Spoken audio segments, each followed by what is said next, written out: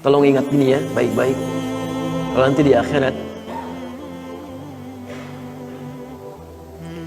Anda tidak temukan saya di surga, tolong ingatkan kepada Allah, saya pernah ada di sini.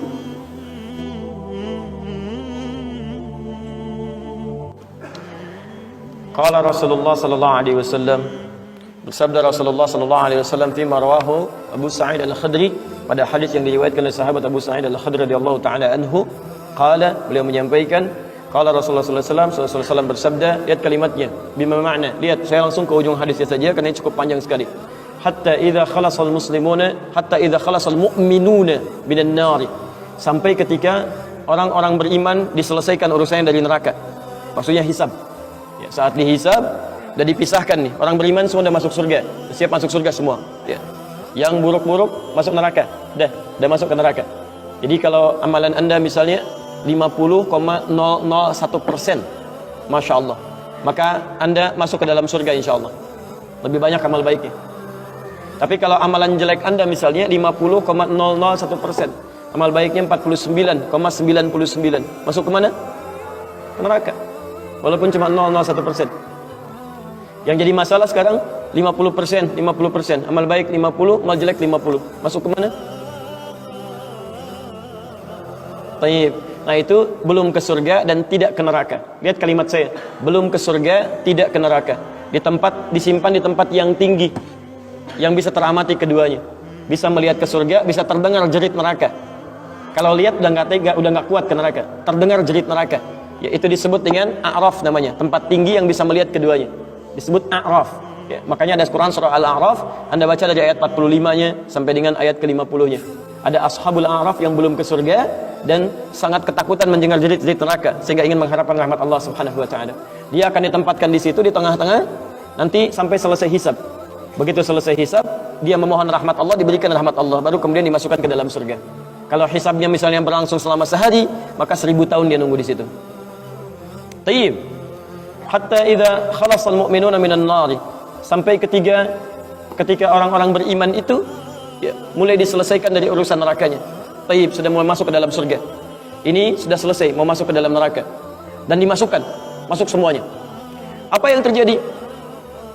Ma minkum min ahadin bi ashaddi munashadatan lillahi fi istiqsa'il haqqi li ikhwanihi tayyib minal mu'minin lillahi minal mu'minin. Anda tidak akan temukan pada saat itu situasi saat orang-orang beriman akan masuk ke dalam surganya, sementara yang neraka sudah dihukum di situ, sudah banyak yang dihukum, sudah macam-macam masuk.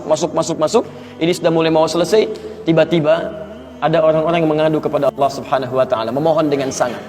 Nabi katakan, Anda tidak akan pernah temukan orang yang paling banyak kuat permohonannya kepada Allah, memelas dengan tulus. Asyaddu munasyadatan. Munasyadah itu sesuatu yang dimohonkan dengan sangat. Ya Allah, mohon ya Allah. Mohon ya Allah. Fawalladzi nafsi biyadi, sampai Nabi berkata, maka demi Allah yang jiwaku ada di tangannya. Ini Nabi bersumpah dengan jiwanya. Tidak pernah ada kalimat dalam hadis, ya, kalimat seperti ini kecuali menunjukkan itu sangat serius. Ingat, sangat serius. Dan ada sesuatu yang penting di dalamnya. Nabi serius menyampaikan ini. Kita jangan anggap bercanda gitu kan. Falladzi nafsi biyadi, maka demi jiwaku yang ada di tangan Allah Subhanahu wa taala, yang bisa diwafatkan kapan saja. Lihat kalimatnya. Fayaqulu, maka mereka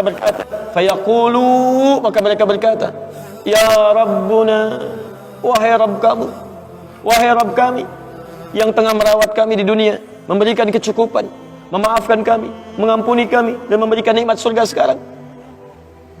Ya Rabbuna, wahai Rabb kami, hum ashabuna, mereka ada di antara teman-teman kami. Dalam kalimat yang lebih kuat, kalimat yang menggunakan ikhwan, kata ikhwan, hum ikhwanuna, hum ikhwanuna, mereka saudara-saudara kami ya Allah. Hum yasumuna ma'ana, ada orang-orang yang berpuasa bersama kami saat di dunia. Yusalluna ma'ana, kanu yusalluna ma'ana, mereka salat bersama kami saat di dunia. Jadi tiba-tiba ada sekelompok ikhwan yang datang kepada Allah, yang kehilangan saudaranya.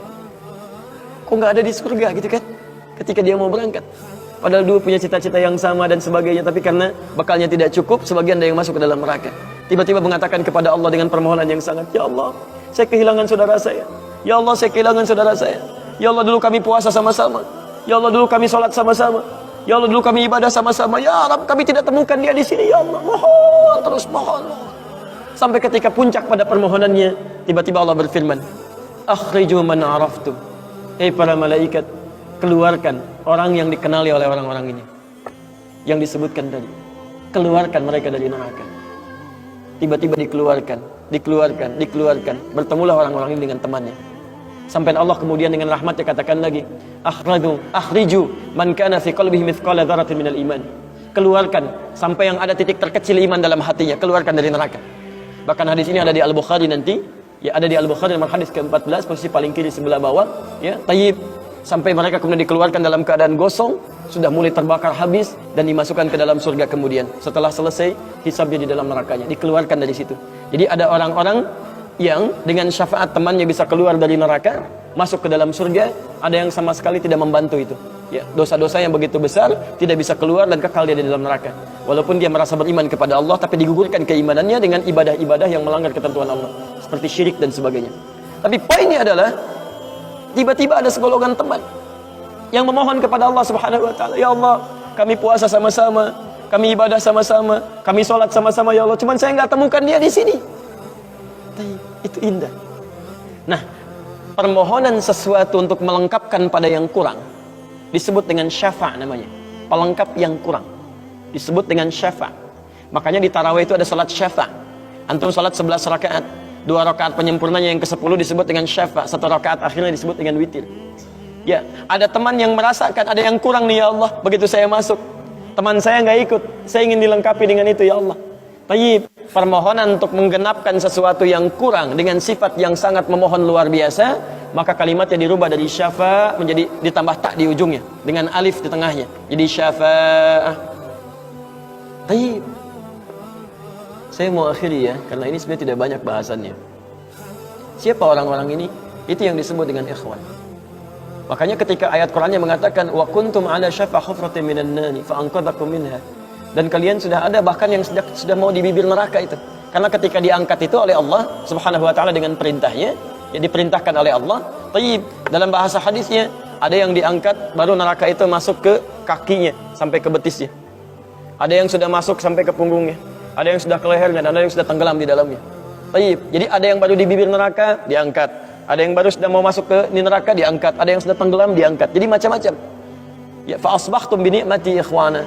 Siapa yang bisa mengangkat itu semua? Di antaranya Allah berikan nikmat kepada Anda dengan dapatnya ikhwan-ikhwan dalam kehidupan. Cuma itu yang bisa menolong Anda di hari akhirat, teman-teman terbaik selain syafaat-syafaat yang lainnya. Ada orang mendekat kepada Al-Quran, ada orang sering bersalawat kepada Nabi, ada orang mendekat pada hukum-hukum Allah. Ada orang-orang yang belum bisa maksimal menunaikan itu semua, dia cari teman-teman yang soleh yang menunjukkan pada kebaikan-kebaikan. Bukankah sering Anda dapati seperti itu? Mungkin Anda bersahabat dengan teman yang tingkat ibadahnya jauh di atas Anda. Anda masih sibuk dengan urusan dunia, tapi masih menunaikan sholat, masih puasa, tapi karena kesibukan dunia Anda, Masya Allah, kurang bekal ibadah Anda. Tapi beruntungnya Anda dengan punya teman yang soleh, berjamaah dengan imam yang soleh, puasa dengan dia, buka sama-sama, kadang sering ikut-ikut misalnya dalam ta'limnya, dalam macam-macamnya, Masya Allah. Maka tiba-tiba ketika Anda dikenal oleh dia, diingat oleh dia, di akhirat nanti, tidak ditemukan Anda. Ya Allah, dia kawan saya ya Allah, dia teman saya ya Allah, dia saudara saya ya Allah. Kami pernah ta'lim sama-sama ya Allah, kami pernah puasa sama-sama ya Allah, kami pernah sholat berjamaah sama-sama ya Allah. Mohon jangan pisahkan ya Allah, jangan pisahkan. Tanya, sudahkah Anda punya teman seperti itu yang bisa menolong dalam kebaikan? Kalau belum temukan, cepat cari mumpung masih hidup. Sebab kalau sudah kehidupan itu berakhir, tidak mudah untuk menemukannya. Maka pastikan di kantor Anda, teman Anda bisa membawa Anda ke surga. Pastikan di rumah Anda, pasangan hidup Anda adalah teman yang bisa membawa Anda ke surga. Pastikan di tempat kehidupan Anda, siapapun tetangga Anda, kerabat Anda, teman-teman sekolah anak Anda adalah teman yang bisa mengingatkan dan membantu Anda untuk mencari Anda bisa masuk ke dalam surga. Dan saya mohon pada Anda semuanya, tolong ingat ini ya, baik-baik. Kalau nanti di akhirat Anda tidak temukan saya di surga, tolong ingatkan kepada Allah, saya pernah ada di sini, saya pernah ada di sini. Tolong ingatkan. Kalau antum di akhirat nanti tidak temukan saya di surga, tolong ingatkan. Ya Allah, mohon ya Allah, Adi Hidayat pernah mengajar saya dan mengingatkan saya di sini. Ya. Subhanakallahumma wa bihamdika asyhadu an la ilaha illa anta astaghfiruka wa atubu ilaik. Wa akhiru da'wana alhamdulillahi rabbil alamin. Assalamualaikum warahmatullahi wabarakatuh.